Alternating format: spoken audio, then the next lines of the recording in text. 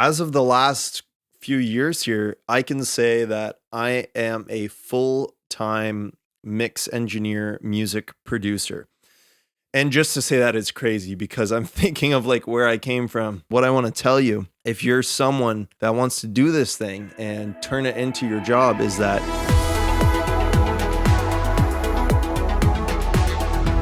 okay, what's up?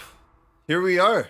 I have not really planned out this video. Most of my videos on Audio Edges seem a little more scripted, a little more controlled, and I have a direct plan for it. But this is a type of video where I want it to be really real and just right off the bat, tell you my story and kind of make a more personal video that feels a little bit, really true to my story and just make a connection with you and just show you like I'm just a guy doing this and I've made it work for me. So as of the last few years here, I can say that I am a full-time mix engineer, music producer.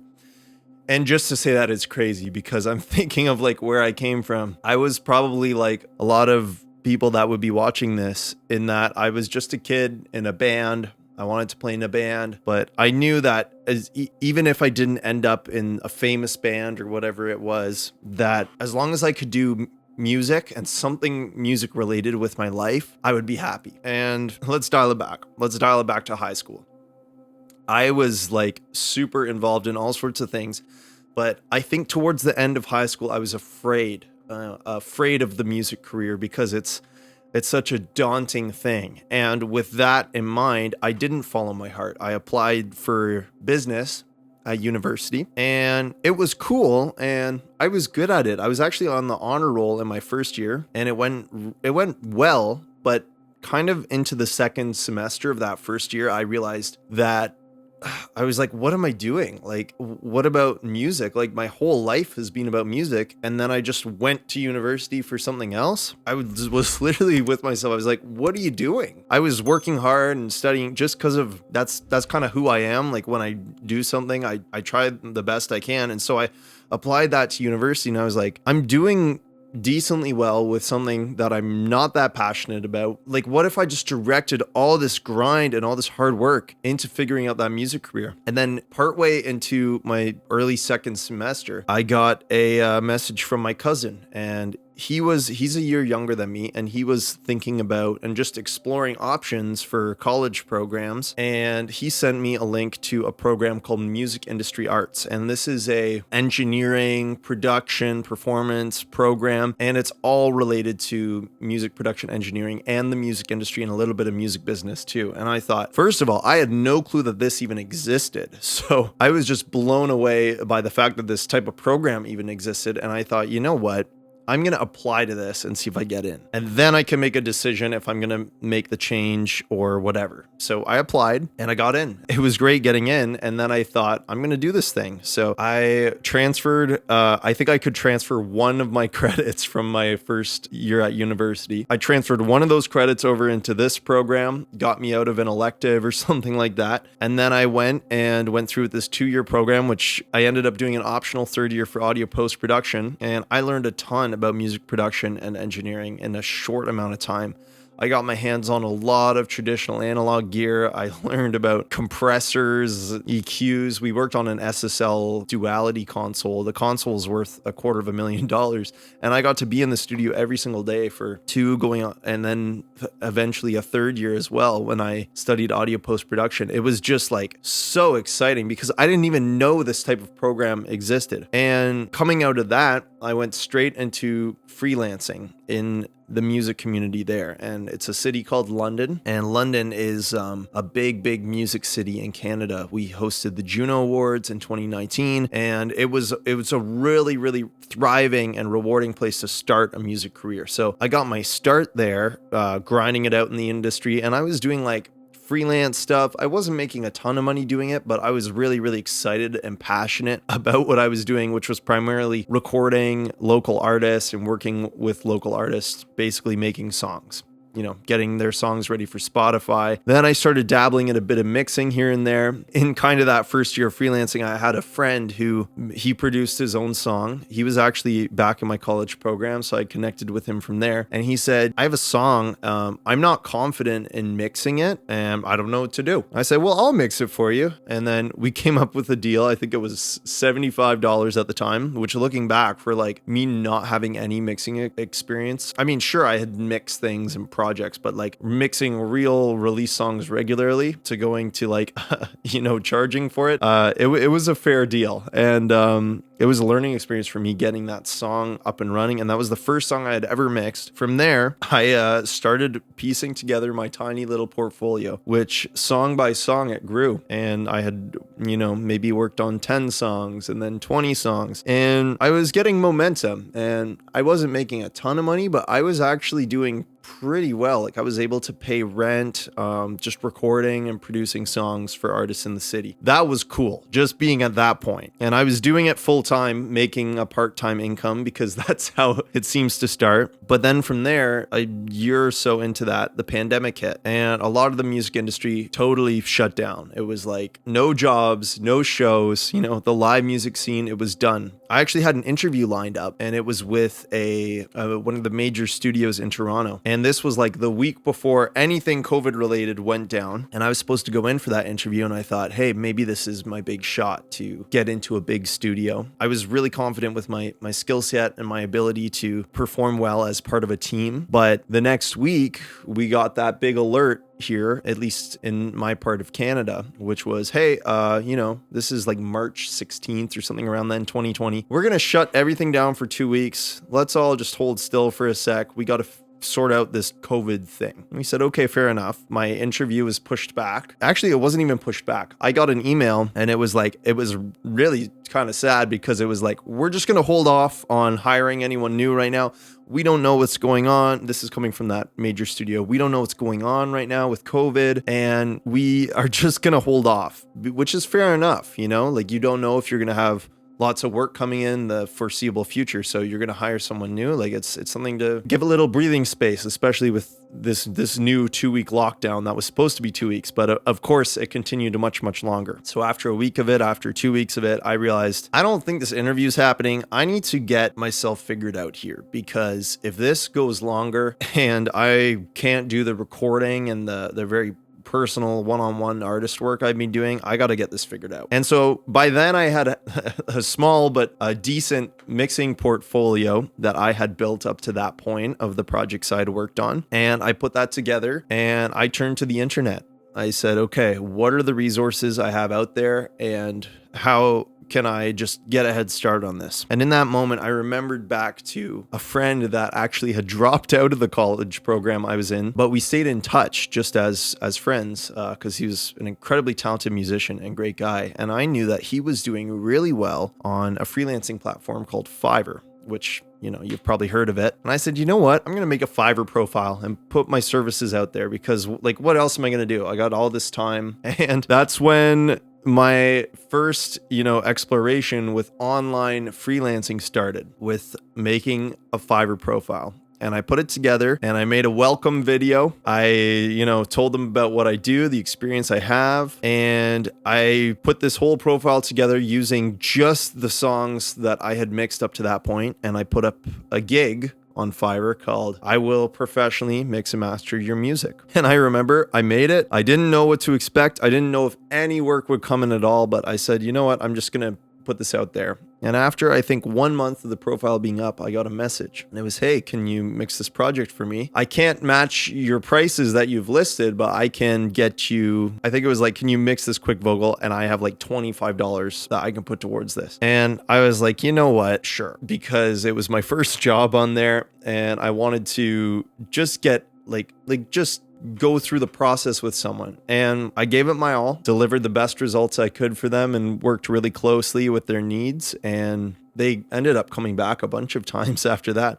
But all I needed to get the momentum rolling was that one review. I got a great review from that client on the platform, and that review attracted another client, maybe another month later, and then another one. And then I had, I think, like 2 really serious returning customers at the beginning who were coming back like every month or every couple of weeks for a mix because they were really happy with the results and the service. And the key to this was like me just like giving it my best on every single project. And so a year into that, it was all going really well and it had kind of snowballed. So it all started slow and I was really taking Fiverr seriously as a way to get the ball rolling. And with that, within the first year, I had worked on maybe, I don't know how many songs, I don't even know, maybe 100 songs.